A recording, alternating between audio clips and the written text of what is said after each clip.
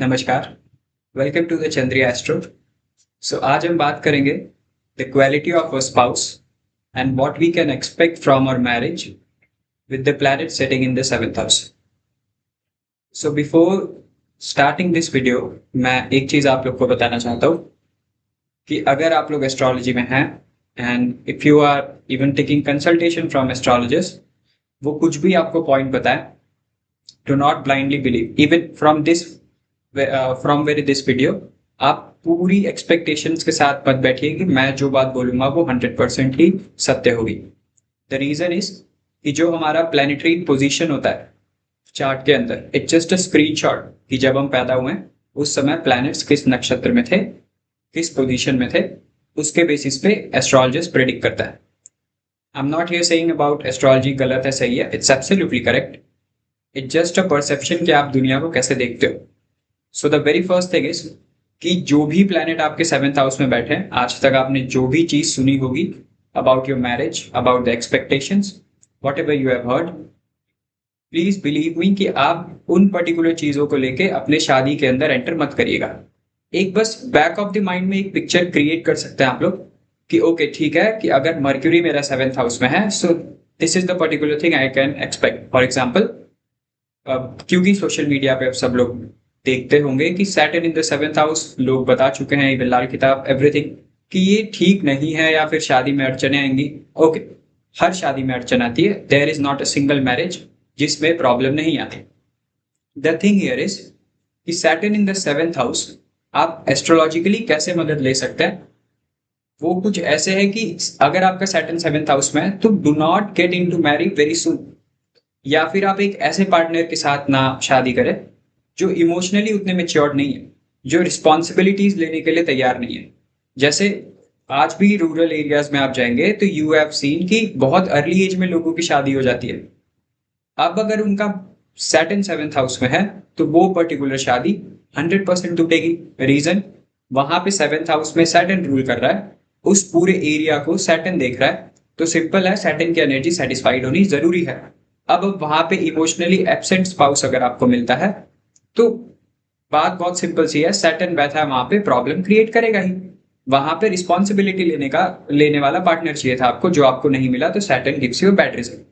So this small points you can expect from the astrology. Deep down there are nakshatras, will not go on to this, वो कभी और बात करेंगे। So first of all let's start the video. So the thing is कि आपका seventh house सिर्फ शादी नहीं है, seventh house is your partnership as well. आप अगर एक बिजनेस पार्टनरशिप में है तो you can expect from the seventh house कि उसमें जो प्लैनेट्स बैठे हैं, आपके डीलरशिप या फिर आपकी पार्टनरशिप भी उसी तरीके से होती है। For example, if you have mercury in the seventh house, जब भी आप किसी भी पार्टनरशिप में जाते हो, ऑलवेज बी केयरफुल कि आप डॉक्यूमेंटेशन का काम बहुत अच्छे से करो, क्योंकि वही उसी mercury denotes documentation. Third house natural Lord है वो, तो प्रॉब्लम आ सकती है डॉक्यूमेंटेशन में।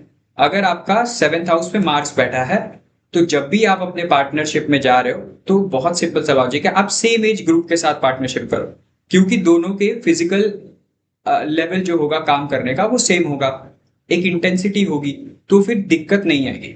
अब आप मान लो कि आपका मर्क्यूरी सेवेंथ हाउस में हो और आप सिर्फ जबानी पे चल रहे हो कि ठीक है, आगे वाले पार्टनर ने बोल दिया कि दिस पर्टिकुलर डे ये डिलीवरी होनी है, या फिर आपका शेयर 51 मेरा 49% है, इसका कुछ डॉक्यूमेंटेशन नहीं हुआ, सो ऑफकोर्स आगे चल के प्रॉब्लम क्रिएट करेगा, क्योंकि मर्क्यूरी सेज हर चीज डॉक्यूमेंटेड रखो। तभी मर्क्यूरी ओन साइन के बाद खुद की राशि में एक्सॉल्टेड हो जाता है, क्योंकि विद द एक्सपीरियंस वो सीखता है। छोटा बच्चा अपने एक्सपीरियंस के साथ सीखता है। In the very same way, seventh house marriage आपका पार्टनरशिप, एंड अगेन आपका एक मिरर है। तभी बोलते हैं ना कि हमारा जो स्पाउस है वो स्पाउस हमारा रिफ्लेक्शन है, so that is always correct, वो एकदम ऑन पॉइंट है। So you can what you can expect from the planet sitting in the seventh house, today will discuss. Also seventh house आप देखो तो फोर्थ से fourth है, मतलब आपके मम्मी का घर विच बिकम्स योर नानी का घर। तो आपको अगर कुछ नहीं समझ में आ रहा है सेवेंथ हाउस देख के, प्लैनेट्स, नक्षत्र, lordship, Venus, Jupiter, what ever it is, simply आप देखो कि अगर आपको नानी का घर बहुत अच्छा लगता है, आपके नानी के घर में आपसे बहुत अच्छी मेमोरीज जुड़ी हुई हैं, आप ये देखोगे मोस्ट ऑफ द केसेस में कि शादी भी बहुत अच्छी है, क्योंकि नानी का घर भी अगर सेवेंथ हाउस है, सेवेंथ हाउस आपकी शादी भी है, तो दोनों का रूल जब 7th हाउस कर रहा है, उसमें बैठा प्लैनेट कर रहा है, तो सिंपल सा लॉजिक है, शादी भी आप लोग उससे एनालाइज कर सकते हो। अब 7th हाउस आपके सुख स्थान का सुख है, 4th से 4th सिंपली ये बताता है कि आप जैसे 4th से 10th बिकम्स योर लग्ना, तो फिजिकली आप जितने फिट रहोगे, सुख का कर्म उतना बेटर हो पाएगा, मतलब सुख के लिए कर्म कर पाओगे आप। In the very same way आप अपने सुख का बहुत अच्छे से सुख का इस्तेमाल कर सकते हो अगर 7th हाउस आपका बेटर होता है। Again 7th house become your physical relationship, आपके प्राइवेट ऑर्गन्स। सो बहुत सारे चीजें हैं जो 7th हाउस बताता है। It's not only marriage, but in this particular video we'll talk about the marriage and the quality of the spouse. So 7th house में जो भी प्लैनेट्स बैठे, अगर आप देखो कि आप खुश नहीं हो आपके शादी से या फिर डोमेस्टिक वायलेंस जैसा केस चल रहा है, do not believe on anyone, कुछ देखने सुनने की जरूरत नहीं है, just directly go to the person you love the most, या फिर अपने मम्मी पापा के पास जाइए और उनसे सारी बात बताइए।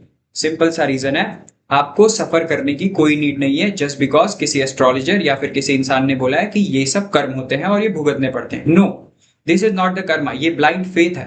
Do not get into this. आप डायरेक्टली जाइए, अपने लोगों से बात करिए, वहां से निकलने की कोशिश करिए। एंड आई नो ये बहुत प्रॉब्लमेटिक सिचुएशन हो जाती है, क्योंकि अब आप ये समझिए, लोग ये सोचते हैं कि अगर हम चले गए, मम्मी पापा ने भी साथ नहीं दिया, सामने वाले पर्सन ने भी साथ नहीं दिया, और अगर स्पाउस को पता लगता है, स्पेशली रूरल एरियाज में फीमेल्स को ही झेलना पड़ता है, तो प्रॉब्लम हो सकती है।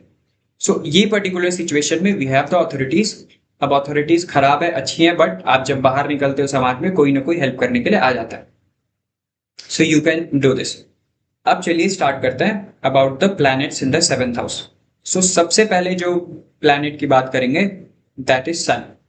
सो अब देखिए, जब आपके 7th हाउस में सन गया तो नेचुरली ये नीच नीच का स्थान होता है, क्योंकि यहाँ पे वैसे भी एग्जॉल्टेड जो हो जाता है, वो जस्ट इनके अपोजिट सैटर्न है, शनिदेव, बंधन। इसीलिए शादी के घर में जाके एग्जॉल्टेड होता है, क्योंकि शनिदेव से अच्छा बंधन निभाना कोई नहीं जानता। Also there is one more thing before sun का, आप ये जान लीजिए कि 7th हाउस में जो भी प्लैनेट बैठता है ना, आप अपने शादी में उस प्लैनेट का सिग्निफिकेंस जरूर रखिए। फॉर एग्जाम्पल 7th हाउस में अगर आपका सैटर्न बैठा है, शालिग्राम रखना बहुत जरूरी है आपके शादी में, मतलब वो बंधन के नॉट में शालिग्राम रख दीजिए। उसी तरीके से केतु अगर 7th हाउस में है, तो आप देखो पंजाब के कई रीजन्स में ये रिचुअल आज भी है, इवन दिल्ली रीजन में बहुत ज्यादा रिचुअल है कि ब्लैंकेट्स का आदान प्रदान करता है, मतलब एक दूसरे को ब्लैंकेट गिफ्ट करता है। Reason is 7th house Ketu satisfied हो जाता है, Ketu is your blanket. So उसी तरीके से जो प्लैनेट 7th हाउस में बैठे हैं, वो पर्टिकुलर चीज अपने शादी में इन्वॉल्व करनी बहुत जरूरी है। एक तरीके से गवाह हो गया वो। ओके, वापस आता है सन इन द 7th हाउस पे। So whenever sun goes in the 7th house, you can expect a authoritative marriage. आपकी शादी, आपकी क्वालिटी ऑफ स्पाउस आप देखें तो ये होगा कि आपके स्पाउस के अंदर एक चीज होगी कि वो अपनी बात मनवाना चाहता है। बहुत सिंपल सा लॉजिक है कि वो ये बोलेगा कि जो मैं बोल रहा हूं वही सत्य है। सत्य के साथ साथ वो ये भी चीज देखेगा कि मेरी बातों में ज्यादा लॉजिक्स है कंपेयर टू आपकी बातों में। आपके साथ भी सेम केस है कि आप अपनी बात मनवाना चाहते हो, क्योंकि इनिश है तो वो आप ही के चार्ट में ना, तो एनर्जी आपके चार्ट से जा रही है। तो ये कॉन्ट्राडिक्टरी पोजीशन हो जाती है, जहां पे आपको ना ओवरऑल देखना पड़ता है कि जबान अच्छी हो। सबसे ज्यादा मैटर करता है 7th हाउस सन वालों की, कि आप एक दूसरे के ऊपर डोमिनेंस प्रूव करने की कोशिश करो ही मत। आप ऐसी कन्वर्सेशन करो जिसमें डोमिनेशन नहीं हो, ईगो क्लैशेस ना आए, वरना प्रॉब्लम होगी 7th हाउस में सन बैठने की वजह से। और वैसे भी यहाँ पे नीच क्यों हो रहा है, तो यहाँ पे दोनों एक दूसरे को दिखाना चाह रहे हैं कि इस पर्टिकुलर शादी में आई एम द वन। ये पर्टिकुलर चीज जब निकल जाती है 7th हाउस सन वालों के अंदर से, शादी अच्छी चलने लगती है। दूसरी चीज, इन लोगों को न्यूक्लियर फैमिली में होना चाहिए शादी के बाद, वरना आप देखो कि सन इन द 7th हाउस, जैसे ही एक लड़की शादी करके ससुराल में जाती है, अगर उसके ऊपर कोई अथॉरिटी बनाने की कोशिश करता है, स्पेशली उनके ससुर जी या फिर उनके जेठ जी, कि आपको घूंघट रखना है, आपको ये पर्टिकुलर ड्रेस नहीं पहननी है, आप देखोगे 7th हाउस सन वाले सबसे पहले विद्रोह करता है कि ऐसा क्यों है। समाज है ना 7th हाउस, वहां पे सन बैठ गया, राजा 7th हाउस में चला गया, क्वेश्चन तो करेगा ही। तो वो क्वेश्चन करता है जो कि शादी के लिए बेटर नहीं है। I am not saying it's right और रॉन्ग, बट शादी के लिए वो ठीक नहीं है, तो शादी में प्रॉब्लम आती है। तो इसका बहुत, मैं अपने कंसल्टेशन में हमेशा कहता हूँ कि इसका बहुत सिंपल सा इलाज है, आप न्यूक्लियर फैमिली में चले जाइए, मतलब अपने पार्टनर के साथ आप कहीं और शिफ्ट हो जाइए, या फिर एक फ्लोर ऊपर ही चले जाए। इंडिपेंडेंसी होनी बहुत जरूरी है वहां पे, राजा है क्योंकि सन।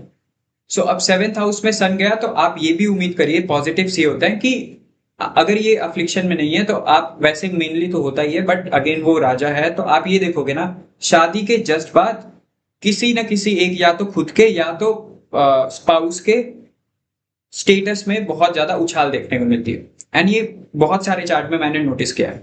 ऑल्सो मैं एक चीज बताता हूँ अपने क्लासेस में भी कि अगर किसी के आपको देखना है कि एक्सॉल्टेशन कैसे पता करे कि अच्छा है बुरा है, तो आप ऐसे समझो एक्सॉल्टेड क्या होता है कि जिस तरीके से एक हमारा खुद का घर होता है विच बिकम्स ओन साइन, फिर उसके बाद हमारे नानी का घर होता है। नानी के घर में कितनी अच्छी मेमोरीज होती है और कितना मजा आता है, क्यों? क्योंकि वहां पे बंधन नहीं होता। In the very same way Saturn के लिए नानी का घर बनता है, क्योंकि सैटर्न धीरे धीरे चलता है, चीजों को समझता है, आराम से चीजों को नोटिस करता है, जस्टिस देता है, अपने आप को उठाना चाहता है। सैटर्न को देखोगे आप, उनकी बर्थ स्टोरी जब आप पढ़ोगे तो उसमें आपको यही नजर आता है कि समय के साथ वो बलवान होते चले गए। उसी तरीके से शादी में सैटर्न का होना बहुत जरूरी है, पेशेंस होना बहुत जरूरी है, सैटर्न की क्वालिटीज होना बहुत जरूरी है, और सन इसका जस्ट अपोजिट है। तो यहाँ पे आपको क्या करना है कि सैटर्न को अपने शादी में लाना है, मतलब कहीं ना कहीं पेशेंस लेके आना है, ईगो जैसी चीजों को स्थायित रखना है।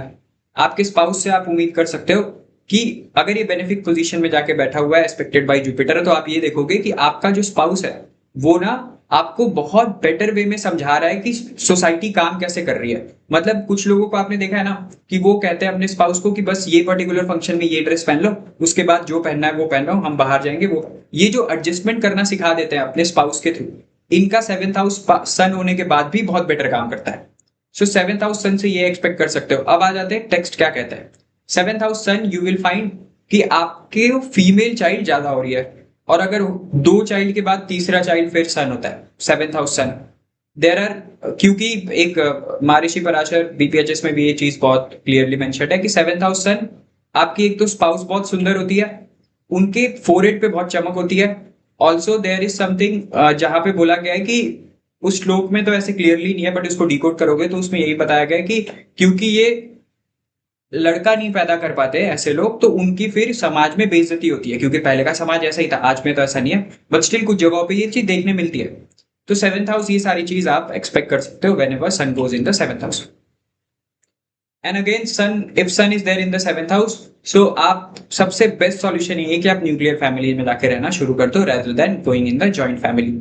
और अथॉरिटी पे सवाल उठाने से बेटर, अथॉरिटी मतलब क्या हो गया, आपके ससुराल की अथॉरिटी, आपके ससुर जो जेठ जी बन गए, इन पे सवाल उठाने से बेटर अपने स्पाउस से कोऑर्डिनेट करो, उनको बोलो कि वो जाके प्यार से तरीके से समझाए। सो यहाँ पे राजा को धीरे धीरे चलना है, क्योंकि ये रेल्म किसका है, सैटर्न का है।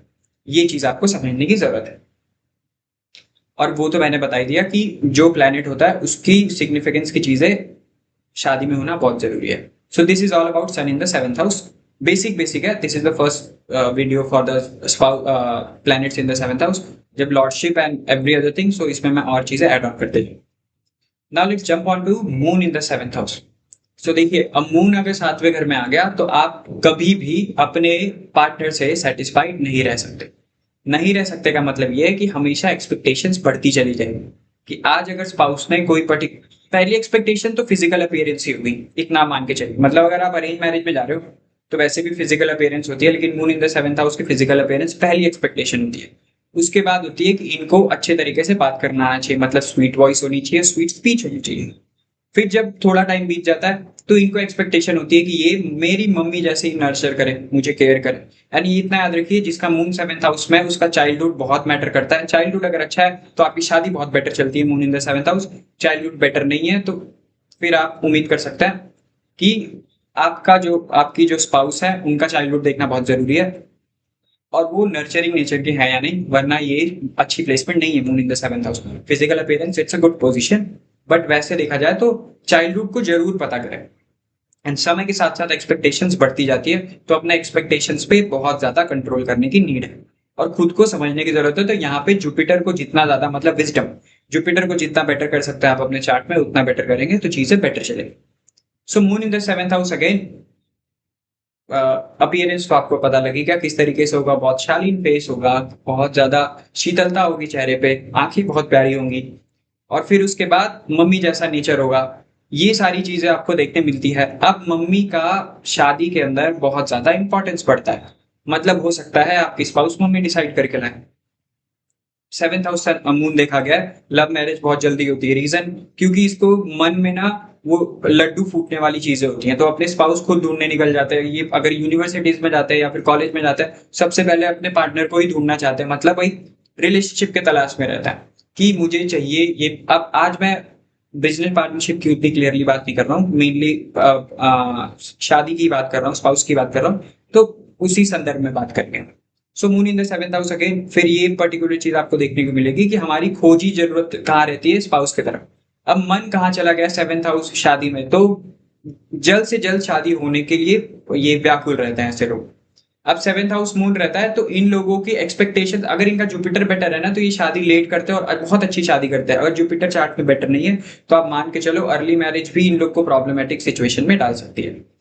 एंड अगेन, जब अगर मान लीजिए फीमेल है, जब आप माता बन जाती है, तो इसके बाद ये प्रोमिनेंट हो जाती है पोजीशन, मतलब आप आपके स्पाउस से आपकी एक्सपेक्टेशन बढ़ेगी after the birth of your child, और after the birth of your child आपके हस्बैंड के राइज इन स्टेटस या with respect to the position status में, या तो बिजनेस बहुत ग्रो करेगा या फिर बिजनेस डाउनफॉल की तरफ जाएगा, ये देखने मिलता है। Moon in the 7th house, also you can expect कि आपके जो स्पाउस होंगे उनकी फैमिली बहुत ज्यादा, जैसे 7th हाउस में सन था, तो यहाँ पे फैमिली के जेठ जी और ससुर जी बहुत ज्यादा हस्तक्षेप कर रहे थे ससुराल में। जब मून 7th हाउस में जाता है ना, तो आपका मायका हस्तक्षेप करता है आपके ससुराल में, दोनों के ही, मेल और फीमेल में, कि वो हर चीज कंपैरिजन में चली जाती है कि उनके घर में अगर हो रहा है, मतलब फीमेल के घर में हो रहा है, तो घर की माता जी, मतलब आपकी सासू माँ बोलती है कि हमारे घर में भी ये चीज होनी चाहिए, और कंपेयर करती है दोनों पोजीशंस को। टॉन्ट भी आता है तो कंपैरिजन के बेसिस पे ही टॉन्ट आता है। सो यहाँ पे सासू माँ भी बहुत ज्यादा इंपॉर्टेंट बन जाती है। आपके 7th हाउस में मून होता, अब 7th हाउस में मून हो, तो हमेशा याद रखिए शक्की नेचर हमेशा आपका रहता है अपने स्पाउस के प्रति, और स्पाउस का भी आपके प्रति देखने को मिलता है। ऑल्सो यू विल फाइंड कि मून अगर आपका 7th हाउस में है, तो आपके स्पाउस के लगन में मून देखने को मिल सकता है, या फिर सन मून के साथ बैठा हुआ मिल सकता है अगर आपका 7th हाउस मून है तो।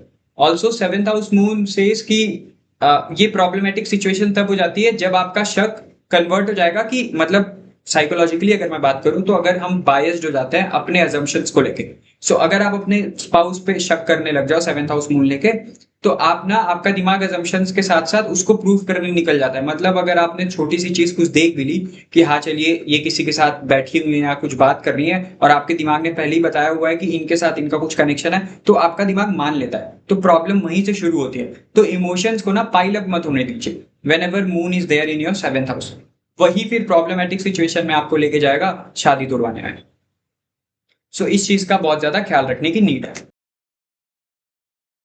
Also moon in the 7th house, you will find कि जो स्पाउस का प्रोफेशन है या फिर कोई एक कॉमन हैबिट होगी जो एकदम सेम टू सेम निकल के आ सकती है। And also you will find कि अगर मून अकेला बैठा है ना आपके 7th हाउस में, this is not a very good position. Moon अकेला बैठा है तो वही सेटिस्फैक्शन की प्रॉब्लम यहाँ पे देखने को मिलती है कि स्पाउस से हमेशा एक्सपेक्टेशन इतनी ज्यादा होती है कि इंसान कभी सेटिस्फाइड हो ही नहीं पाता। अभी फिजिकल लेवल पे भी मैनिफेस्ट हो सकता है।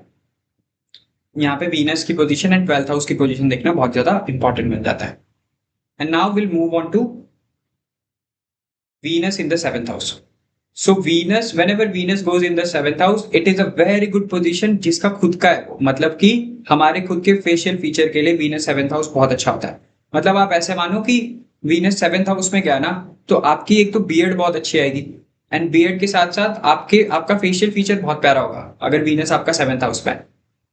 इवन आप अपने स्पाउस के अपीयरेंस से भी ये सब चीजें देख सकते हो कि उनका ना नेचुरल फेशियल फीचर बहुत प्यारा होगा, आंखें क्लियरली दिखेंगी, जो लिप्स का शेप है वो बहुत प्यारा शेप होगा। सो एवरीथिंग विल बी एकदम अच्छा रेशो के फॉर्म में होगा। ये प्रॉब्लमेटिक सिचुएशन इमोशनल लेवल पे है, क्योंकि वीनस, अब देखिए चार्मनेस का है ना, वीनस आपके इमोशनल बैलेंस का भी देखा जाता है, हार्मोनल बैलेंस जो आपके होते हैं। सो यहाँ पे ना आप शादी के 1 साल 1.5 साल तो बहुत प्यारे निकलता है, कई बार ये फेज 2-3 साल तक हो जाता है। लेकिन अगर आप डेली नॉट डेली, मतलब एक सर्टेन पीरियड ऑफ टाइम के बाद ट्रैवल नहीं कर रहे हो, कोई सेम, जैसे मून में सेम हॉबी सेम प्रोफेशन हो गया, तो इसमें सेम हॉबी नहीं है आप लोगों की, या फिर आप कोई एक दिन ऐसा टाइम स्पेंड नहीं कर रहे हो जिसमें आप अपने इमोशनल चीजों को एक दूसरे से एक्सप्रेस कर पाओ, ये प्रॉब्लमेटिक सिचुएशन है फिर। क्योंकि वीनस 7th हाउस में बहुत बार मैंने देखा है और सबने बोला भी है और डिक्टम भी है कि ऐसा कि वीनस 7th हाउस में बहुत अच्छी शादी जाती है। But I have seen this placement कि जिसमें वीनस 7th हाउस में बैठ गया और शादी के जस्ट 2.5 साल बाद, एग्जैक्टली 2.5 ईयर्स के बाद, लोगों के अंदर एक प्रॉब्लम देखने मिलती है कि वो अपने इमोशनली एब्सेंट हो जाते हैं। मतलब सैटर्न जैसा बिहेवियर हो जाता है, सैटर्न का मेलेफिक बिहेवियर हो जाता है, बात नहीं करते एक दूसरे से, इमोशनली चीजें शेयर नहीं करते। उसका रीजन बहुत बार देखा गया, 10th house becomes it become reason is 10th house career का। सो यहाँ पे आप देखोगे कि ये चीज का होना लाजमी सी बात है। तो ऐसे ऐसे टाइम पे क्या करना चाहिए कि इमोशनली अगर कोई एब्सेंट है तो आप अपने लाइफ में ना मून का, एक तरीके से मून की इंटेंसिटी बढ़ा दो। मून की इंटेंसिटी लाइफ में कैसे बढ़ सकती है?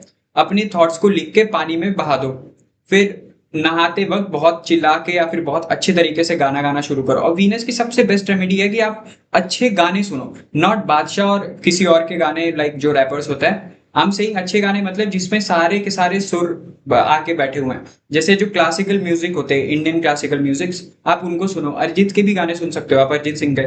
और भी जितने राग हैं, बहुत सारी चीजें आजकल फेमस भी हो रहा है, राग वृंदावनी एंड एवरीथिंग, वो सब भी आप लोग सुन सकते हो। Venus, whenever Venus goes in the 7th house, आप देखोगे कि आपके स्पाउस के अंदर एक नेचुरल आर्ट है किस चीज की, कि वो खुद को कैरी कैसे करता है। ये बहुत अच्छा चीज होता है Venus in the 7th house. अब अगर आपका खुद के आपका मून बेटर है ना, तो और आपका वीनस 7th हाउस में बैठा है, आप अपने स्पाउस को इतना ज्यादा कॉम्प्लीमेंट करोगे, इतना ज्यादा कॉम्प्लीमेंट करोगे कि वो कहीं दूसरी जगह सोच भी नहीं सकते।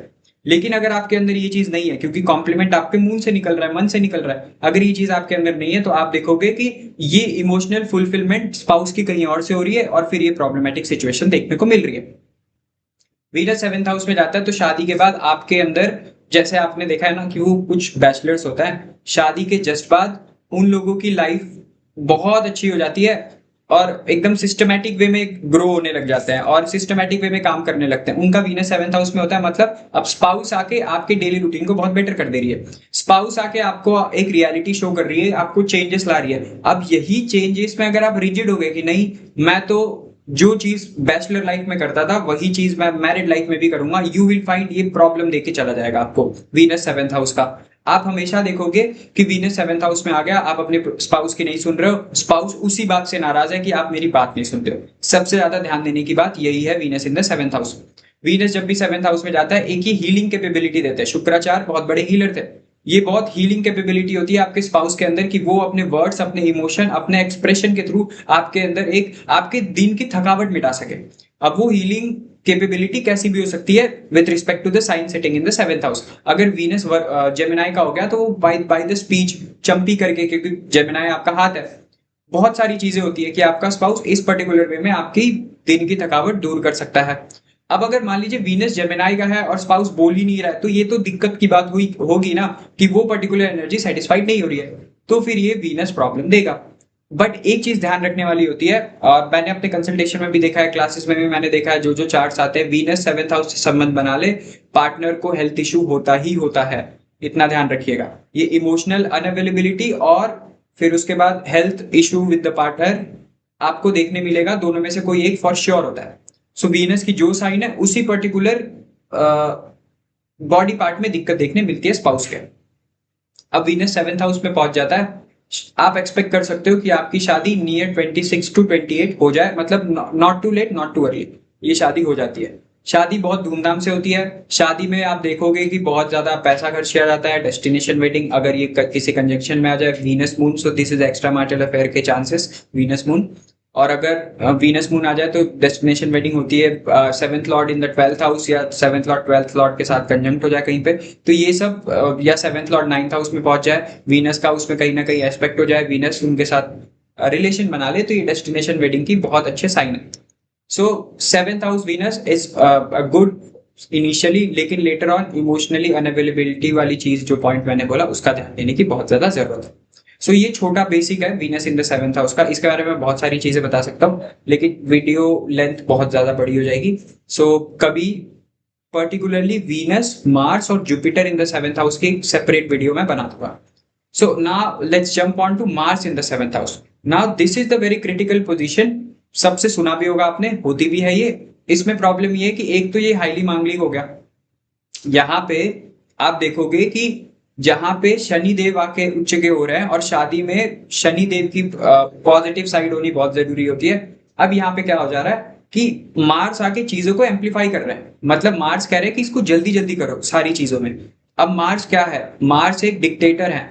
मार्स रॉ फॉर्म में एक ऐसी एनर्जी है जो हेल्प करने को बाहर दौड़ रहा है, समाज की तरफ देख रहा है। तो ऐसे लोग अपने सोशल सर्कल में ज्यादा एक्टिव होते हैं। Mars in the 7th house मांगलिक पोजीशन तो बिल्कुल है, लेकिन आप देखो कि अपने सोशल सर्कल में बहुत एक्टिव है, जिसके वजह से प्रॉब्लम सिचुएशन फेस करना, प्रॉब्लम आ रही है आपके शादी में। रीजन यही हो रहा है कि आप बहुत ज्यादा टाइम अपने सोशल लाइफ को दे रहे हो, बहुत ज्यादा टाइम अपने सोसाइटी को दे रहे हो। फिर मार्स 7th हाउस में है, तो आप देखोगे कि अगर ये फीमेल चार्ट में है, तो फीमेल चार्ट में मैं इसलिए बोल रहा हूँ क्योंकि ये जो सोसाइटी है, आप इसको कितना भी डिनाई करो, दिस इज पेट्रियार्कल सोसाइटी। अब ये गलत है सही है, इट्स अ डिफरेंट टॉपिक, लेकिन रियलिटी तो फिलहाल यही है कि लोग अपना दावा ठोक रहे हैं, स्पेशली मेल फिगर्स। सो यहाँ पे क्या हो रहा है, अगर फीमेल चार्ट में ये हो जा रहा है, अब फीमेल भी बाहर आ रही है, पढ़ाई कर रही है, निकल रही है, तो कुछ लोग को पसंद नहीं आ रहा है। सो आप देखो क्या हो रहा है, अगर फीमेल के चार्ट में मार्स 7th हाउस में जाके बैठ रहा है, तो प्रॉब्लम यहाँ देखने मिल रही है कि फीमेल चाह रही है एक इंडिपेंडेंसी, कि आप अपना काम खुद करो। जैसे बैचलर लाइफ में होता है ना, कि अगर किसी को भूख लगी है और रोटी बनाई जा रही है, तो अगर किसी को 4 रोटी खानी है, तो ठीक है, आप अपनी रोटी आके बनाइए, या फिर आप रोटी के बदले कोई और काम करिए।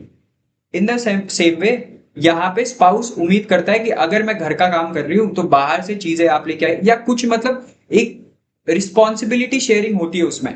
अब यहाँ पे देखा ये गया है, पुरुषों को ये सिखाया गया है कि शादी के बाद घर के सारे काम महिलाएं करती है। यही पर्टिकुलर पॉइंट आप देखोगे प्रॉब्लम सिचुएशन क्रिएट कर देता है, ये पर्टिकुलर पॉइंट जब मार्स 7th हाउस में होता है। अब अगर मार्स बहुत अफ्लिक्टेड है, अब अफ्लिक्शन मतलब क्या हो गया कि आपके शादी में फिजिकल एक्सरसाइज, आप छोटे वे में बोल रहा हूँ, फिजिकल एक्सरसाइज इन्वॉल्व नहीं है, आप साथ में सुबह मॉर्निंग वॉक पे नहीं जा रहे हो, अपनी इमोशनल चीजें बाहर नहीं निकाल रहे हो, फिजिकली आप बहुत परेशानी में हो, तो ये ना डोमेस्टिक वायलेंस में कन्वर्ट होती हुई दिखती है।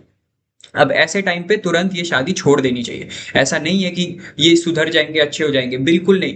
अगर कोई आपके ऊपर हाथ उठा रहा है, प्रॉब्लम दिख रही है कि हाथ उठा रहा है और वो बार बार हो रहा है, it's on a frequent basis पे हो रहा है कि कोई भी गुस्सा हुआ, कुछ भी हुआ, मेरे ऊपर हाथ उठाया चल आ जा रहा है, तो सिंपली वो शादी से निकलना ही सबसे बेस्ट सॉल्यूशन होता है। कई लोग बोलेंगे ये अगली शादी में भी होगा, नहीं, बिल्कुल नहीं होगा ऐसा। क्यों? क्योंकि अब आपकी बॉडी एक्सपीरियंस, क्या आपको एक बार बीमारी हो जाती है, फॉर एग्जांपल अगर किसी को जैसे किसी को कोई चिकन पॉक्स हो जाता है, तो उसके बाद क्या दोबारा सेम इंटेंसिटी का चिकन पॉक्स होता है? नहीं होता है। रीजन, बॉडी इम्यूनिटी जो हमारे अंदर की बॉडी होती है वो रेडी होती है लड़ने के लिए। In the very same way आप भले ही सेम सिचुएशन 2 बार एक्सपीरियंस करो, लेकिन जो दूसरी बार एक्सपीरियंस करते हो, तो आप सिचुएशन तो सेम है, लेकिन एक्सपीरियंस के साथ आ रहे हो, तो सिचुएशन से लड़ सकते हो। उसी तरीके से ये पॉइंट का ध्यान रखना बहुत जरूरी है। मार्च 7th हाउस में जाता है कि इंडिपेंडेंसी होनी बहुत जरूरी है, डिपेंडेंट नहीं हो जाना एक दूसरे के ऊपर। और यही पर्टिकुलर चीज रीजन बना देती है आपके शादी में। एंड वैसे उम्मीद भी करता है स्पाउस कि आप इंडिपेंडेंट रहो। अब अगर ये मार्स अच्छी पोजीशन में है, एस्पेक्टेड बाई जुपिटर है, आप देखोगे वीनस मार्स एक साथ बैठा है, तो पैशनेट हो जाता है towards the sexual relationship. Jupiter से एस्पेक्टेड है, तो आप देखोगे कि अगर आप मान लीजिए मेरे मार्च 7th हाउस पे है, तो और अगर वो बेनिफिक है, तो मैं क्या करूंगा, जस्ट शादी के बाद मैं मेरे स्पाउस को ग्रोथ करवाना चाहूंगा। वो कैसे? जैसे आप लोगों ने देखा ना कि मान लीजिए मार्स जुपिटर 7th हाउस में बैठा है, तो आपके शादी के जस्ट बाद आप अपने स्पाउस को पढ़ाओगे, लिखाओगे, और उसके लिए आप एफर्ट्स करोगे। मार्स आपका एफर्ट है, मार्स आपका रॉ फॉर्म में दूसरों को प्रोटेक्शन देने का है। मार्स आपका एक तरीके से ये डिक्टम है बहुत बेसिक सा, कि मार्स जिस भी हाउस में बैठा है, वो हाउस के सिग्निफिकेंस को प्रोटेक्ट करना और रिलेशनशिप को प्रोटेक्ट करना बहुत जरूरी होता है।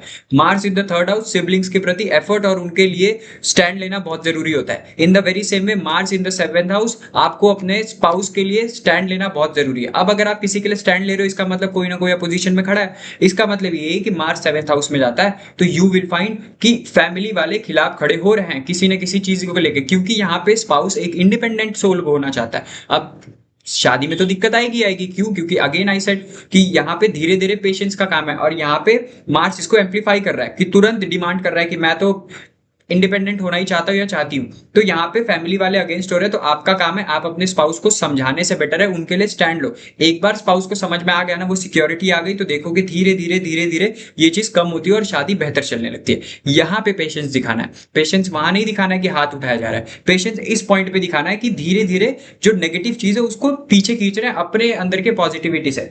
जैसे एक आउट ऑफ द टॉपिक जाके मैं बात करता हूँ, आप देखो कि पहले जो जॉइंट फैमिली हुआ करती थी उसमें भी तो लोगों की साढ़े साथी होती थी, उसमें भी तो लोगों की राव की महादशा चलती होगी, लेकिन प्रॉब्लम कम होती थी। रीजन, लोग जॉइंट फैमिली में रहते थे। तो आप देखो कि अब ऐसा तो नहीं है कि सबकी साढ़े साथी चल रही होगी, किसी एक की चल रही है ना, तो उसमें बहुत सारे लोग का पॉजिटिव साइड चल रहा होता था, डेली रिचुअल्स फॉलो करते थे, वो रूटेड थे अपने कल्चर से। क्यों? और जो हमारे कल्चर है उसको आप ध्यान से देखोगे ना, तो जो जो चीजें बनाई गई होंगी ट्रेडिशनल वे में, वो कहीं ना कहीं एस्ट्रोलॉजिकली है। जैसे कि आप देखो खाना खाते वक्त हाथ में पानी लेके इसको एक बार घुमाना, ये क्या है? अगर आपका मार्स अफ्लिक्टेड है, मार्स आपका नीच का है, तो आप देखो चंद्रमा हाथ में पानी ले रहे हो, जमीन पे बैठ के खा रहे हो, आपका चंद्रमा और मार्स का कहीं ना कहीं कनेक्शन हो रहा है और ठीक हो रहा है। In the very same way, अगर आप जॉइंट फैमिली में रह रहे हो तो आपकी साढ़े साथी भी उतनी ज्यादा इफेक्ट नहीं कर रही है। क्यों? क्योंकि आपकी फैमिली की पॉजिटिव चीजें आपके अंदर आ रही है। उसी तरीके से सेवेंथ हाउस आपका स्पाउस है, तो स्पाउस के अंदर तो जो पॉजिटिविटी है ना, वही पॉजिटिविटी आपको अपने स्पाउस में डालनी है, आपके अपने पार्टनर में डालनी है। वो चीज को बाहर निकाल के आपको उस शादी के कर्म को निभाना है, उस बंधन को निभाना है। इसीलिए तो वहां पे सैटर्न जो कर्म के कारक है जाके उच्च के हो रहे हैं, क्योंकि आप अपना सबसे बड़ा कर्म निभा रहे हो।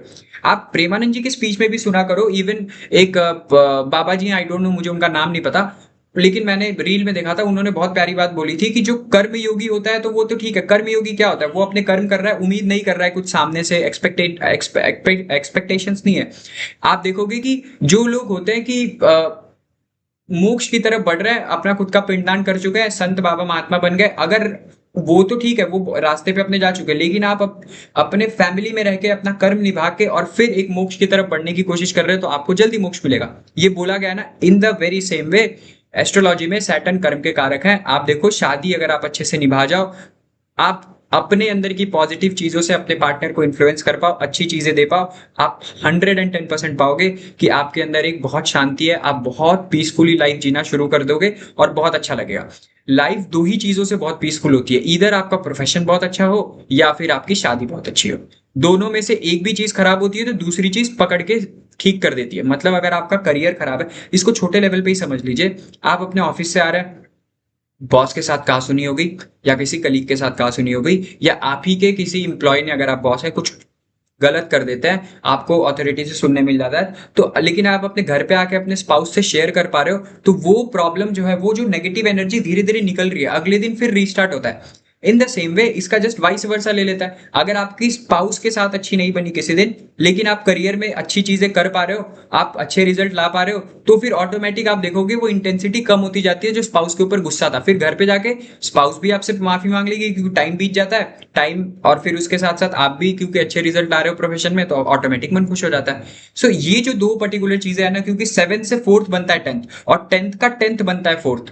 ये जो कंसेप्ट है, 4th से 4th मतलब, सॉरी, 7 से 4th मतलब शादी का सुख स्थान आपका करियर है, और 10th से 10th become your 7th house, मतलब कर्म का भी कर्म है आपका 7th हाउस। नॉर्मली लगन का कर्म 10th हाउस बनता है। सो 10th से जब 10 घर आगे आप जाओगे तो आपका 7th हाउस बनेगा। तो 7th हाउस क्या हो गया? कर्म का भी कर्म है, मतलब सबसे बड़ा कर्म आपकी शादी है। तो शादी में अपने स्पाउस को ग्रो करवाना आपका सबसे अच्छा कर्म है। तो ये Mars in the 7th house को समझना होगा। इसीलिए Mars in the 7th house और मांगलिक लोगों की शादी सबसे ज्यादा टूटती है। आप देखो, क्योंकि वो कर्म फिर कर ही नहीं पाते, फिर अगेन ये सर्कल स्टार्ट होगा अगले लाइफ में। 7th हाउस मार्स, आप लोग बहुत ध्यान से सुनिए, not only 7th house Mars, आपका कोई भी प्लैनेट हो, कोई भी मेलेफिक पोजीशन हो, this is your testing phase. आपके स्पाउस के साथ टेस्ट है, प्रॉब्लम है, और अगर आपके हाथ में है कि आप उसको ठीक कर सकते हो, तो प्लीज ट्राई टू अंडरस्टैंड, आप ठीक करिए उसको, और अच्छे लेवल पे करिए, प्यार मोहब्बत से करिए। आप देखिए लाइफ बहुत बेटर वे में जाएगी। क्योंकि ना, एक चीज अगर कुछ वो होता है ना, रईमन धागा प्रेम का, वो जो बोलते हैं, वो सच है। अगर एक बार सेंध पड़ गई, गांठ पड़ गई, तो जोड़ भी लोगे, प्रॉब्लम आएगी। तो इमोशन कहीं जाता नहीं है। चंद्रमा मन का कारक, पानी ज्यादा स्टोर करता है मेमोरी हमारी। तो एक बार किसी स्पाउस की मेमोरी अगर, सॉरी, इमोशंस मेमोरी में स्टोर हो गए, वो कहीं नहीं जाते। फिर उसी का इम्प्लीफिकेशन आप देखोगे, एम्पलीफाई होके आपके नेक्स्ट वाले स्पाउस जो भी बनते हैं उनके ऊपर जाता है।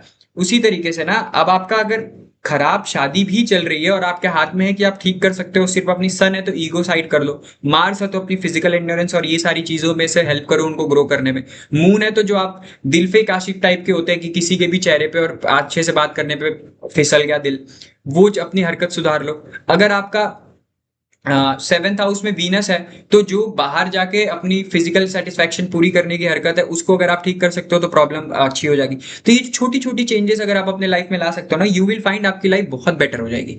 And please try to understand Manglik position जो होती है ना, इस पे मैं एक सेपरेट वीडियो भी बनाऊंगा इफ यू पीपल वांट। जैसे एट्थ हाउस का मंगल हो जाता है, यहाँ पे लोग बोलते हैं कि ये तो मृत्यु कारक मंगल है। ऐसा बिल्कुल नहीं है। एट्थ हाउस का मंगल सीधा बोल रहा है ना कि आप अपने स्पाउस के थ्रू ही ट्रांसफॉर्मेशन लाओ अपने लाइफ में, स्पेशली अगर आप एक फीमेल है।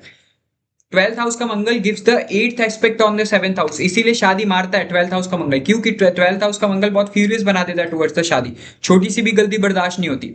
सो ये पर्टिकुलर पोजीशन फोर्थ हाउस का मंगल परिवार की वजह से शादी टूटने को देखने को मिलेगी आपको, आप एंजॉय नहीं कर पा रहे हो अपने शादी को।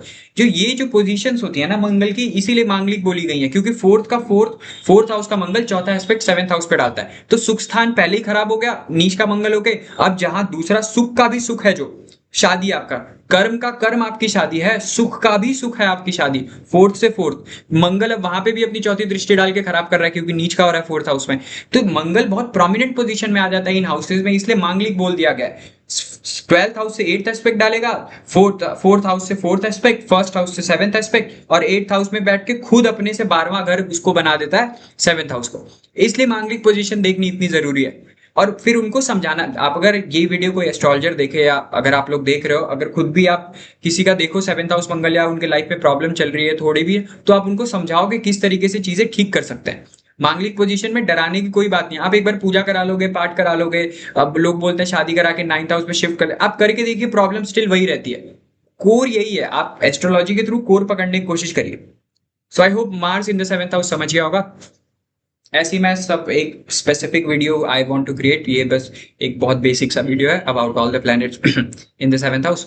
सो now will jump on the, I think Venus हो गया, Mars, Jupiter. So Jupiter in the seventh house, the very first thing is what you can expect कि आप अपने स्पाउस को एज अ गाइड इमेजिन कर सकते हो, कि आपके लाइफ में वो तब एंटर करेंगे अगर ये बहुत बेनिफिक पोजीशन में, वैसे सेवेंथ हाउस मारक स्थान है, जुपिटर वहां पे एक मारक, नॉट मारक स्थान है वो, पूरी ओवरऑल कुंडली का मारक है। सो आप देखोगे सेवेंथ हाउस, आप वहां पे जाके बैठ जाते हैं, सेवेंथ हाउस में जुपिटर बैठ जाते हैं, लोग कहते हैं जुपिटर जहां बैठते हैं वो बहुत हैवी पोजीशन कर देता है। अब आप ऐसे समझिए कि अगर आपकी थ्रेशोल्ड फ्रीक्वेंसी, मतलब मान लो खाने के लेवल पे लेता है, अगर आपका खाने की आप 4 रोटी खा पा रहे हो, किसी दिन अगर आप 5 रोटी खाओ, ठीक है, प्रॉब्लम नहीं होगी। लेकिन आप कंटिन्यूअस बेसिस पे 10-10 रोटियां खाना शुरू कर दो, जगह 5 रोटी की थी, तो पेट तो खराब होना ही है। सिंपल सा लॉजिक है ना। अब आप यही सेम चीज उम्मीद कर सकते हो सेवेंथ हाउस वीनस से, कि यहाँ पे, सॉरी सेवेंथ हाउस जुपिटर से, कि यहाँ पे जब जुपिटर सेवेंथ हाउस में आ रहा है ना, आपके अंदर की कमियों को निकालने के लिए आ रहा है आपका स्पाउस।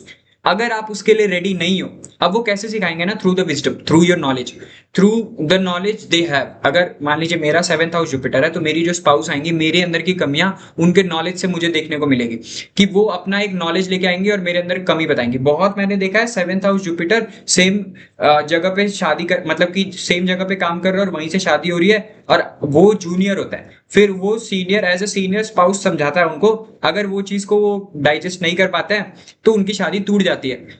उसी तरीके से ये हर जगह काम करता है, कि आपकी स्पाउस आपके लाइफ में आएंगी या आएंगे, वो अपने नॉलेज के थ्रू आपको समझाएंगे, आपके स्पिरिचुअल गाइड बनेंगे, एक टॉर्च लाइट बनेंगे आपके लिए। अगर आप उसके लिए रेडी हैं, अपने अंदर चेंजेस करने के लिए रेडी हैं, this is one of the finest placement for the Jupiter. आपको कोई दिक्कत नहीं मिलेगी। यू कैन एक्सपेक्ट कि समय के साथ आपके स्पाउस के अंदर मोटापा बढ़ता जाएगा। अब वो मोटापा बहुत ज्यादा मोटापा नहीं होना चाहिए, बट थोड़ा बहुत मोटापा बढ़ता जाएगा।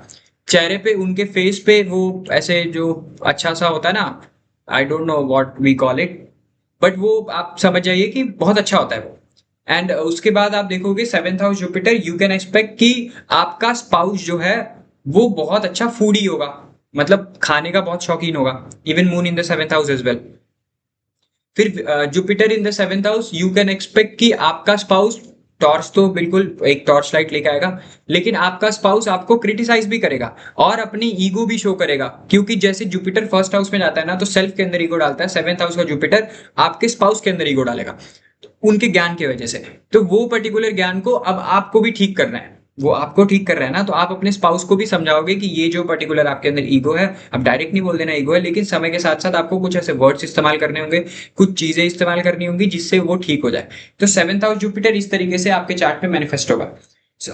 And one more thing about Jupiter, I have seen कि जुपिटर जब 7th हाउस में पहुंच जाता है ना, इनका spouse all of a sudden appear होता है। मतलब कैसे कि आप देखो कि ये किसी कॉलेज में होंगे या कहीं अपने काम पे होंगे, जब वहां पे प्रॉब्लम में फंसे होंगे ये फर्स्ट फ्रेंडशिप होती है और फिर उसके बाद ये शादी में कन्वर्ट हो जाता है। सो एक तरीके से आपके गुरु, आप एग्जैक्टली नॉट गुरु बट आपके गाइडिंग फोर्स ही आपसे शादी कर रहे हैं, आप ऐसे समझ लो। Jupiter in the 7th house वाले। अब जुपिटर मेनली 7th हाउस में अकेले नहीं बैठते, आई हैव सीन कि वो कंजंक्शन में होता है। So one more thing about Jupiter in the 7th house, आप देखेंगे कि जब जुपिटर 7th हाउस में बैठता है ना, तो ये नॉर्मल पोजीशन नहीं है। Jupiter in the 7th house, you will find कि एग्जैक्टली एक साल पहले अगर जुपिटर किसी का 7th हाउस में है तो जुपिटर किसी प्रोमिनेंट पोजीशन में होंगे। प्रोमिनेंट पोजीशन मतलब कैसी हो सकता है, जुपिटर जस्ट एक साल पहले मूल त्रिकोण में बैठे हो, या एग्जॉल्टेड हो जस्ट एक साल पहले, या डेबिलिटेशन में हो एक साल पहले।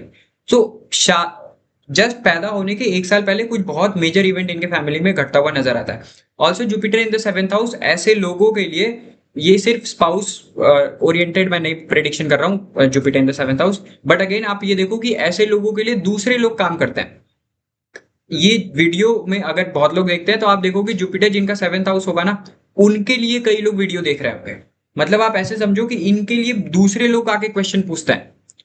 अगर मान लो आप कॉलेज में हो और आपका जुपिटर 7th हाउस में है, आप एब्सेंट हो, आपने कभी कोई डाउट पूछा होगा ऐसे इंसान से और वो इंसान सेम डाउट फिर टीचर से पूछता है और वो क्लियर करके फिर 7th हाउस जुपिटर वाले को बताता है। तो मतलब आपका काम कोई और कर रहा होता है और फिर आपको बेनिफिट दे जाता है। और 7th हाउस क्योंकि समाज का है ना, तो समाज जुपिटर, तो जुपिटर इस तरीके से आपका हेल्प कर रहा है, Jupiter in the 7th house. So अब कंजंक्शन पे आते हैं। जुपिटर अगर मान लीजिए वीनस के साथ जुपिटर है, so this is a good placement. यहाँ पे बस ये है कि ज्ञान का दुरुपयोग नहीं होना चाहिए। ऐसा नहीं है कि आप अपने स्पाउस को बहुत ज्यादा ज्ञान दे दो, वो आप पे बहुत भरोसा करने लग जाए और आप अचानक से, अब वीनस आ गया तो टेस्टिंग आपकी 7th हाउस में जो भी प्लैनेट बैठ गया एक तरीके से टेस्टिंग ही मान लो आप उसको। सो अब वीनस आ गया तो क्या हो रहा है कि आप अपने स्पाउस को, पहले जुपिटर यहाँ पे अगर प्रोमिनेंट हो गया तो अपने स्पाउस का पूरा भरोसा आप जीत जा रहे हो, फिर वीनस वहां से एक तरीके से आपको टेस्ट करने आता है, आपको किसी से लगाव हो जाएगा, अट्रैक्शन हो जाएगा। फिर अगर आप अपने स्पाउस को मेंटली भी चीट कर रहे हो तो यू विल फाइंड कि प्रॉब्लमेटिक सिचुएशन में आप फंसोगे ही फंसोगे। So this is how Jupiter manifest with the conjunction of Venus. Jupiter moon के साथ है, this is not a good placement. ये गज केसरी योग तो है, पैसे की कमी कभी नहीं होने देगा, बट अगेन आप कभी भी सेटिस्फाइड नहीं रहोगे अपनी शादी में। Jupiter moon in the 7th house. Jupiter sun in the 7th house, this is again not a good placement. यहाँ पे सन बैठा है तो सन की सारी क्वालिटीज आप डाल दो, बट विद द जुपिटर कि यहाँ पे थोड़ा थोड़ा बैलेंस बना के रखेंगे, लेकिन एक दिन अचानक से ब्लास्ट होगा। ईगो इशू बहुत भयंकर लेवल पे आता है स्पाउस के अंदर। ईगो तो बहुत ज्यादा होगा, झुकने का नाम भी नहीं लेगा। Jupiter and sun in the 7th house. And whenever Jupiter Saturn gets in the 7th house, अब अगेन आप 1999 वाले जितने लोग अगर ये वीडियो देखेंगे तो उनका जुपिटर सैटर्न एक साथ, वो भी नीच राशि में बैठा होगा। सो ये हो सकता है कि उन लोगों के अगर 7th हाउस में, तो उनके स्पाउस से आप ऐसे देखो कि वो बहुत मेच्योर स्पाउस मिलेगा उनको। जुपिटर सैटर्न दोनों ही शादी के एक बहुत अच्छे कारक है और दूसरे शादी में ज्ञान की तरफ लेके जा रहे हैं, शादी से लिबरेशन, नॉट लिबरेशन, शादी से एक अपर रेलम की तरफ लेके जा रहा है। तो आप देखो जुपिटर और सैटर्न अगर 7th हाउस में बैठ गए तो स्पाउस बहुत मेजर रोल प्ले करता है लाइफ में। अब अगर आपके अंदर उतना कैलिबर नहीं है कि वो चीजों को आप झेल पाओ तो ऑफकोर्स शादी टूटेगी ही टूटेगी। जुपिटर केतु के साथ 7th हाउस में बैठता है, मैंने देखा है डाइवोर्स होते हुए। इसमें बिल्कुल डिनाई नहीं कर सकते कि ये प्रॉब्लमेटिक सिचुएशन है, क्योंकि घर बहुत भारी हो गया, अब एनर्जी बर्दाश्त के बाहर हो जाती है। ऐसे चार्ट में अगर जुपिटर केतु किसी का 7th हाउस में है, अगर आप स्पिरिचुअलिटी में इन्वॉल्व नहीं हो, ब्रीदिंग एक्सरसाइजेस नहीं कर रहे हो, आप ये देखोगे कि स्पाउस के साथ प्रॉब्लम देखने को मिलती ही मिलती है, 100% देखने को मिलती है। Whenever Jupiter goes with the Saturn हो गया, केतु, राहु, जुपिटर राहु गुरु चांडाल योग रन्स आफ्टर द गुरु, मतलब एक के बाद एक गुरु के चेंजेस देखने को मिलते हैं। जुपिटर राहु के साथ है तो आप देखोगे हमेशा अपने गुरु चेंज करते रहते हैं ऐसे लोग। अब क्या 7th हाउस में है तो ये गुरु को एज अ गुरु लेके पार्टनर चेंज करेंगे? नहीं। अगर 7th हाउस में है तो they will not change the partner, but again ये अपने पार्टनर के अंदर कई रूपों को देखने इनको मिलता है। मतलब इनका पार्टनर समय के साथ बहुत बदलाव करता है, हमेशा बदलाव देखने को मिलता है कि एक साल पहले कुछ और थे, अचानक से 2 साल बाद किसी और दिशा में बढ़ गए। तो ये देखने मिलता है whenever Jupiter get conjunct with the other planet in the 7th house. अब आते हैं हम लोग Saturn in the seventh house. अब देखिए Saturn in the seventh house feels very good, direction strength मिल चुकी है इसको, नेचुरली काल पुरुष के कुंडली में एक्सॉल्टेड है। इसमें एक चीज हमेशा ध्यान रखिए, अर्ली एज में कभी शादी मत करिए whenever Saturn is there in the seventh house. Please respect the position of Saturn in the seventh house. Early age में शादी हुई और अगर आप फीमेल है और आपका जुपिटर बेटर नहीं है तो शादी टूटेगी। अगर आप मेल है, वीनस अच्छे पोजीशन में नहीं बैठा तो शादी टूटेगी, विद रिस्पेक्ट टू द कुंडली में मार्स कहाँ पे जाके बैठा हुआ है। अब देखिए सैटर्न सेवेंथ हाउस में बैठ गया ना, इसको लोग अच्छा बोलते हैं और अच्छा है भी। अब यहाँ पे आप ये एक्सपेक्ट कर सकते हैं कि आपका स्पाउस आपसे नॉट ओल्डर बट मेच्योर होगा, आपसे बहुत मेच्योर होगा। ऑल्सो आपका स्पाउस किसी दूसरे रिलीजन से नॉट रिलीजन, किसी दूसरे कास्ट से आ सकता है या दूसरे कल्चर से आ सकता है। जैसे आप पंजाबी हो और हो सकता है कि आपकी शादी किसी बिहार के रीजन वाले इंसान से हो जाए, तो ये दूसरा कल्चर, एक तरीके से पूरा रीजन ही दूसरा हो गया। तो ये देखने को मिल सकता है Saturn in the seventh house. Saturn in the seventh house से मुझे कुंडली याद आती है शाहरुख खान की। आप देखो कि गौरी खान, शाहरुख खान की कुंडली में प्लेसमेंट है, जिन्होंने गौरी खान से शादी की, उनका सेवेंथ हाउस सैटर्न है। बहुत अर्ली एज में उनको मिल गई थी स्पाउस, और उनकी फिर टेस्टिंग चली, बीच में रूमर्स भी उड़े। लेकिन फिर वही है स्पाउस कि ये एक तरीके से टेस्टिंग हो जाती है और खुद की भी टेस्टिंग होती है कि भरोसा करना बहुत ज्यादा जरूरी होता है। आपके पार्टनर की स्किन थोड़ी बहुत डल हो सकती है, colour of the skin dull हो सकता है, एंड अगेन कुछ ना कुछ मेजर डिफरेंस देखने आपको मिलेगा। अगर टिक्टम की बात करूं, टेक्स्ट जो कहता है कि बहुत बहुत सारा डिफरेंस मिलेगा। इसी को लोगों ने बोल दिया कि काले होंगे या गोरे होंगे, ये सारी चीज आ गया। लेकिन एक चीज बहुत कॉमन देखने मिली है Saturn in the seventh house, कोई ना कोई डिफरेंस मिलता है। हाइट डिफरेंस हो जाएगा, या फिर कलर डिफरेंस हो जाएगा, या फिर दूसरे कल्चर से आ जाएंगे, रीजन अलग हो जाएगा, लॉन्ग डिस्टेंस शादी हो सकती है। ये सारी चीज देखने मिलेगी Saturn in the seventh house. अब अगेन जैसे जैसे एज बढ़ती जाती है Saturn in the seventh house के मतलब जो शादी का टाइम बढ़ता जाता है, एनिवर्सरीज बीतती जाती हैं। आप देखो सैटर्न सेवेंथ हाउस में एनिवर्सरी नहीं सेलिब्रेट करनी चाहिए बहुत बड़े वे पे, समाज में अपना बहुत ज्यादा नहीं दिखाना चाहिए। Saturn in the seventh house spouse के साथ बैठ के ड्रिंक नहीं करना चाहिए, सैटर्न को ये बिल्कुल पसंद नहीं है। नहीं तो ये सारी चीजें हैं तो प्रॉब्लम फिर तो देखने मिलेगी ही मिलेगी। सैटर्न सेवेंथ हाउस में पहले बताया था शालिग्राम शादी में होना बहुत ज्यादा जरूरी है। Again Saturn in the seventh house, आप उम्मीद कर सकते हो आपके स्पाउस से कि वो रिजर्व रहेगा, अपनी इमोशंस को भी लेके, अपनी सारी रिस्पॉन्सिबिलिटीज को भी लेके कि मैं ही पूरा करूंगा। अब अगर आप कहीं छेड़ने वाले इंसान निकल गए कि नहीं मुझे तो सारी चीजें जाननी है, मुझे बताओ आज क्या हुआ, तो फिर ये Saturn in the seventh house emotional level पे इतना नहीं होता, फिर खरी खोटी सुना देगा, प्रॉब्लम देखने को मिल जाएगी। सो this is you can expect from the Saturn in the seventh house. Video length बड़ी हो रही है इसलिए मैं इसको बहुत ज्यादा एक्सपांड नहीं करना चाहूंगा। Now let's jump on to Rahu in the seventh house. whenever rahu goes in the seventh house, unconventional way to get married, the very first thing I've seen, ये लोग नॉट भाग के शादी नहीं करते, बट एकदम वियर्ड तरीका होता है। मतलब जैसे वो आमिर खान की आई थिंक वो बेटी थी जिन्होंने शादी करी थी, उनके हस्बैंड ने शादी कर ली थी एक शॉर्ट्स और मतलब रनिंग अटायर में शादी कर ली थी उन्होंने। सो this is what you can expect Rahu in the seventh house. शादी बड़े अतरंगी तरीके से होती है इन लोगों की। Also Rahu in the seventh house, आप देखो कि इन लोग की अननेचुरल डिजायर्स होती है विद द स्पाउस, और स्पाउस भी अननेचुरल तरीके से ही आपके जीवन में आता है। मतलब आप रैंडमली कहीं पे जा रहे हो, उनसे बात हुई और अचानक से ऑब्सेशन क्रिएट हुआ और आपने शादी कर ली, बहुत शॉर्ट स्पैन में शादी हो जाती है स्पाउस से जस्ट मिलने के बाद, अगर ये लव मैरिज है तो। Rahu in the seventh house, love marriage है तो उसको तुरंत वैसे कन्वर्ट भी कर लेना चाहिए, क्योंकि लॉन्ग टर्म में अगर राहु सेवेंथ हाउस में है तो ये प्रॉब्लम देखने मिलता है। क्योंकि राहु क्या है, ऑब्सेशन है एक अलग अलग क्वालिटी से। तो अगर वो क्वालिटी मिसिंग हो गई आपके स्पाउस से, कि अगर पहले आपने केयरिंग क्वालिटीज की वजह से अपने स्पाउस को पसंद किया था, किसी इंसान को पसंद किया था, अचानक से वो अगर मर गई, क्योंकि समय के साथ केयर कहीं ना कहीं मैंने देखा है लोगों में कम होता है, तो आपकी तुरंत मेंटालिटी वहां से गायब हो जाएगी, that person doesn't love me. So ये पर्टिकुलर चीज का ध्यान रखना बहुत जरूरी है whenever Rahu goes in the seventh house, कि समय के साथ आपने पहली क्वालिटी जो चूज करी थी आप उस पर इतना ज्यादा स्टिक मत हो जाओ कि प्रॉब्लम हो जाए, ठीक है। फिर उसके बाद अब राहु सेवेंथ हाउस में जाता है तो अगेन सेम चीज एज सैटर्न की, अदर कल्चर मैरिज बहुत ज्यादा प्रोमिनेंट है, क्योंकि इनको ना समाज से बाहर जाकर रेवोल्यूशन लाना है। राहु जिस भी हाउस में बैठेगा वो पर्टिकुलर हाउस के सिग्निफिकेंस पे आप रेवोल्यूशन लाना चाहोगे ही चाहोगे। जैसे राहु सिक्स्थ हाउस में, तो बोलते हैं ना कि एक ये नॉर्मल सा डिक्टम है Rahu in the sixth house की, आप कुछ मत बोलो अपने आप विरोधी मरेगा। लेकिन Rahu in the sixth house वाले शांत नहीं बैठते, ये कोई ना कोई डिप्लोमेटिक तरीके से किसी और से बात करके उसको गिराते हैं। सो कहीं ना कहीं एक रेवोल्यूशन वाला दिमाग आ जाता है। तो सेवेंथ हाउस में हो गया तो शादी के अतरंगी तरीके, शादी में एक्सपेक्टेशन अलग तरीके से हो जाना। सो राहु इस तरीके से बिहेव करता है सेवेंथ हाउस में जाकर। अब कई बार मैंने देखा है राहु सेवेंथ हाउस में जब भी जाके बैठता है तो जो स्पाउस होता है राहु सेवन, मान लीजिए अगर मेरे राहु सेवंथ हाउस में जो मेरा स्पाउस होगा, उनके भी बड़े वियर्ड से चॉइसेस होते हैं। मतलब इन लोग की फैंटेसीज भी बहुत अलग अलग होती हैं, अलग जगह जगह पे घूमना। ये आप देखोगे कि ये मून एंड राहु दोनों के केस में ये मैंने देखा है कि ये हमेशा ट्रैवल करते हुए नजर आएंगे, एक जगह पे स्थायी रूप में नहीं बैठे हैं, हमेशा चीजों को बदलाव करते हुए नजर आएंगे। कुछ नहीं तो अपने रूम में बदलाव करेंगे, रूम का इंटीरियर हमेशा बदलते रहेंगे, वॉल, चारों तरफ के वॉल के अलग अलग पेंट देखने को भी मिल सकता है Rahu in the seventh house वालों को। सो ये पर्टिकुलर चीज आप देख सकते हो whenever Rahu goes in the seventh house. Now will come on the Ketu. Ketu seventh house, I think सबसे मिसअंडरस्टूड प्लेसमेंट है ये।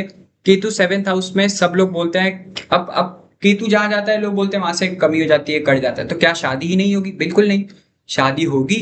शादी के बाद अगर आपकी एक्सपेक्टेशंस बहुत ज्यादा है तो फिर आप मानिए प्रॉब्लम तो है। अब शादी से एक्सपेक्टेशन होती है लोगों को, इसीलिए प्रॉब्लम होती है। तो ऐसे केस में क्या करना है, आप ना कंटिन्यूअस ब्रीदिंग पे ध्यान दीजिए।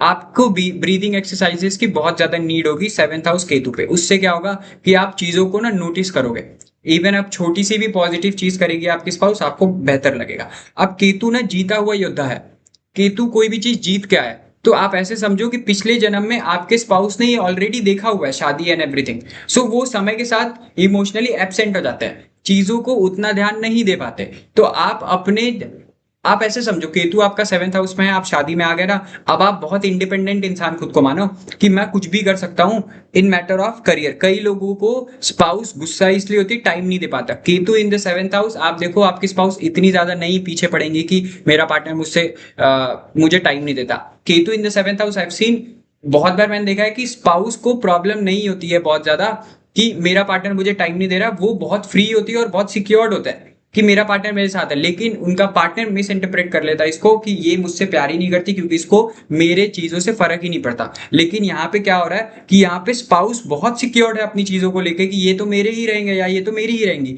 इसीलिए वो इतना हस्तक्षेप नहीं करते आपकी लाइफ में। ये फिर प्रॉब्लमेटिक सिचुएशन बनती है। अगर आप ये चीज समझ जाए तो केतु सेवंथ हाउस ठीक होता है।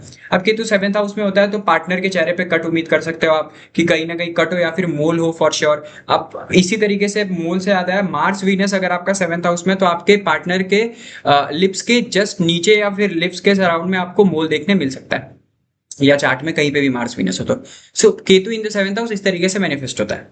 So this is all about all the planets in the seventh house. Okay, I'm missing with the Mercury in the seventh house. Okay, cool. So Mercury जब भी सेवंथ हाउस में जाएगा, आप सबसे पहली चीज उम्मीद करो, कम्युनिकेशन इज द की। आपको छोटी छोटी कम्युनिकेशंस पे ध्यान देना है। Mercury in the seventh house, कई बार आप देखो इंसान, आपका जो स्पाउस है, आप पहले तो यही उम्मीद करो कि वो यंग दिखेंगे, और फिर जो भी छोटे छोटे प्रेडिक्शंस होते हैं कि वो यंग दिखेंगे अपनी उम्र से, और फिर वाणी में बहुत ज्यादा एक चीज होगी कि बहुत डिप्लोमेट होंगे और बात करने का बहुत अच्छा ढंग होगा, ये सारी चीज तो बिल्कुल होंगी, थर्ड लॉर्ड है। और फिर लेकिन ये भी होगा सिक्स लॉर्ड भी है, तो फिर अब सिक्स लॉर्ड की एनर्जी जाके सेवंथ हाउस में फाइटिंग की, तो this is not only fighting, six house is also your daily routine.